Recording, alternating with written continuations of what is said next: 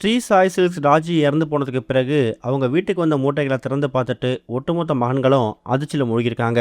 அதோட விவரத்தை அந்த உள்ள பார்க்க போகிறோம். சென்னை நங்கநல்லூர் பகுதியில் ஸ்ரீ சாய் சில்க்ஸ் அப்படின்னு சொல்லக்கூடிய ஒரு துணிக்கடை நடத்தி வந்தவங்க தான் ராஜி. இவங்க ஒரு 2 நாட்களுக்கு முன்னாடி அவங்க வீட்டில் கொடூரமாக கொலை செய்யப்பட்டு இறந்து கிடந்திருக்காங்க. சொல்லப்போனால் இவங்களோட கணவர் தான் இவங்களை கொண்டுட்டு அவரும் தற்கொலை பண்ணியிருக்காரு அப்படிங்கிறது இப்போ முதல்கட்ட விசாரணை தெரிய வந்திருக்கு. சோஷியல் மீடியா மூலயமா கண்டிப்பாக எவ்வளோ பெரிய பிஸ்னஸையும் அடுத்த லெவலுக்கு கொண்டு போக முடியும் அப்படின்னு காமிச்சவங்கள இவங்களும் ஒரு ஆள். ஏன்னா 3 லட்சம் ஃபாலோவர்ஸ் இவங்க சோஷியல் மீடியா வச்சுருக்காங்க. அவங்களோட துணி கடைக்கு எந்த ஒரு ஆர்டர் வந்தாலும், புது ஸ்டாக் வந்தாலும் அதை உடனடியாக அந்த சாரியை டெமோ காமிச்சு கமெண்ட்ஸ் மூலயமா பிஸ்னஸ் ரன் பண்ணி அப்படியே அடுத்த லெவலுக்கு போனவங்க தான் இந்த ஸ்ரீ சாய் சில்க்ஸ் ராஜி. யார் கண்டுபிடிச்சோ தெரியல, இப்போ அவங்களும் அவங்க கணவரும் ஒரே நாள் உயிரிழந்த சம்பவம் அதிர்ச்சி ஏற்படுத்தியிருக்குது. எப்போவுமே சோஷியல் மீடியாவில் ஆக்டிவாக இருக்கக்கூடிய ராஜி தன்னோட ஃபேமிலியை பற்றி அந்தளவுக்கு பெருசாக அவங்க ஷேர் பண்ண மாட்டாங்க. பிஸ்னஸை மட்டும் தான் அவங்க ஃபோக்கஸ் பண்ணுவாங்க. அதனாலவோ இன்னும் தெரியல, அவங்க இறந்து போகிற அன்னைக்கு காலையில் கூட அவங்க எப்பவும் போல கேஷுவலாக அவங்க அக்கௌண்ட்லேருந்து வீடியோவை ஷேர் பண்ணியிருக்காங்க. இந்த நிலையில் ராஜி அவங்கள பொறுத்த வரைக்கும் சாரீஸோட கலெக்ஷன்ஸை டெய்லியும், அதாவது வீக்லி ஒன்ஸ் இல்லை வாரத்துக்கு ஒரு முறையோ அடிக்கடி தினமும் கூட சம்டைம்ஸ் ஆர்டர் அவங்க போடக்கூடிய இடத்துல சாரீஸ் கலெக்ஷன் அவங்க கடைக்கு வருமா.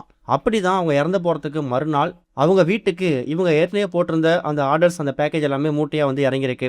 இதே ராஜி அவங்க உள்ள இருந்தாங்கன்னா அந்த சாரீஸ் அதையும் பிரித்து பார்த்து முதல் வேலையை தன் கடைக்கு எடுத்துகிட்டு போயிட்டு அந்த வீடியோவை ஷேர் பண்ணி டெமோ காமிச்சு பிஸ்னஸை கொண்டு போகிறதுல குறியாக இருந்திருப்பாங்க. ஆனால் அவங்க இறந்து போகிறதுக்கு 2-3 நாட்களுக்கு முன்னாடி போட்டிருந்தா அவங்க ஆர்டர் இப்போ அவங்க இறந்து போனதுக்கு பிறகு அந்த கடைக்கு வந்திருக்கு. குறிப்பாக அதை திறந்து பார்த்துட்டு ஒட்டுமொத்த மகன்களும், அதாவது இவங்களுக்கு 2 பசங்க இருக்காங்க, அந்த 2 பசங்களுமே ரொம்ப எமோஷனலாக ஃபீல் பண்ணியிருக்காங்களாம். அம்மா இருந்தா இந்த அளவுக்கு சாதாரணமாக இப்படி இருந்திருக்குமா, எங்கள் அம்மாவை நாங்கள் ரொம்ப மிஸ் பண்ணுறோம், அம்மாவுக்கு எல்லாமே கடை தான், அவங்க பிஸ்னஸை உலகம் முழுக்க கொண்டு போகணுங்கிறதுக்காக எவ்வளோ ட்ரை பண்ணாங்க, அதுக்கு முதல் ஸ்டெப் எடுத்து வச்சாங்க, ஆனால் அதுக்குள்ளே இப்படி ஆகும் நினச்சி கூட பார்க்கல அப்படிங்கிற மாதிரி அவங்களோட சோகமான கருத்துக்களை பதிவு பண்ண ஆரம்பிச்சிருக்காங்க. இது ஒரு பக்கம் இருக்க, ரஜினி இப்போ ரீசெண்டாக தயாரிப்பாளர் PL தேனப்பனுக்கு 5 சவரன் நகையை பரிசாக கொடுத்துருக்காராம். அதுவும் தங்க செயினை பரிசாக கொடுத்துருக்காராம். தமிழ் சினிமாவை பொறுத்த வரைக்கும் எக்கச்சக்கமான படங்கள் ரீரிலீஸ் ஆகிறது வழக்கமான ஒன்று தான். அந்த வகையில் ரஜினி அவரோட மெகா ஹிட் திரைப்படம் தான் படையப்பா. இந்த திரைப்படத்தை கடந்த வருஷம் டிசம்பர் 12ஆம் தேதி ரஜினி அவரோட பர்த்டே ஸ்பெஷலாக ரிலீஸ் பண்ணியிருந்தாங்க. படம் எதிர்பார்த்ததை விட பல கோடி வசூல் செஞ்சிருக்கு. இந்த படத்தை ரிலீஸ் பண்ண அன்னைக்கு எந்த அளவுக்கு வரவேற்பு கிடைச்சதோ அதை விட 10 மடங்கு வரவேற்பு இப்போ கிடைச்சிருக்குது. அதனாலவே என்னவோ தெரியல, இந்த படத்தை மறுபடியும் ரசிகர்கள் தூக்கி வச்சு கொண்டாட ஆரம்பிச்சிட்டாங்க.